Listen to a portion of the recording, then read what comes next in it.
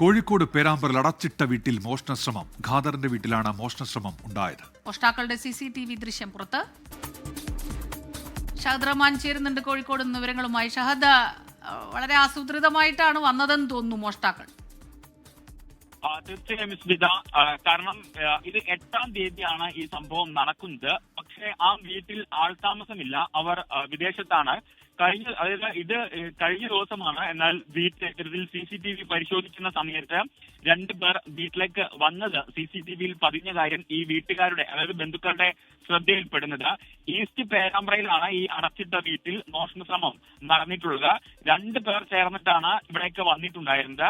East Perambra NIS ഓഡിറ്റോറിയത്തിനടുത്ത് വട്ടുകുനി ഖാദറിന്റെ വീട്ടിലാണ് ഇത്തരത്തിൽ 2 പേര് വന്നിട്ടുണ്ടായിരുന്നത്. വീടിന്റെ പല ഭാഗങ്ങളിൽ ഇവർ നടക്കുന്നുണ്ട്. അത് CCTV ദൃശ്യങ്ങളിൽ വളരെ വ്യക്തവുമാണ്. മഴക്കോട്ട് തിരിച്ച് ഹെൽമെറ്റ് ഒക്കെ ഇട്ട് മുഖംമൂടിയൊക്കെ ഇട്ടിട്ടാണ് ഇവർ ഈ മോഷണ ശ്രമത്തിനായിട്ട് എത്തിയിട്ടുണ്ടായിരുന്നത്. വീടിന്റെ പല ഭാഗങ്ങളിൽ നടന്നെങ്കിലും ഇവർക്ക് അകത്ത് കയറാനുള്ള ഒരു സാഹചര്യം അവിടെ ഉണ്ടായിരുന്നില്ല എന്നുള്ളതാണ്. മാത്രമല്ല, വീടിന് ചുറ്റും CCTV ഉള്ളത് ഇവരുടെ ശ്രദ്ധയിൽപ്പെടുകയും അതിൽ ഒരു CCTV ഇവർ മറയ്ക്കാൻ ശ്രമിക്കുകയും ചെയ്യുന്നുണ്ട്.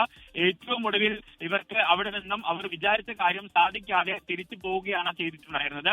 കഴിഞ്ഞ ദിവസം വീട്ടുകാർ ഈ CCTV ചെക്ക് ചെയ്തപ്പോഴാണ് ഇത്തരത്തിൽ മോഷണ ശ്രമം നടന്നതായിട്ട് ശ്രദ്ധയിൽപ്പെടുന്നത്.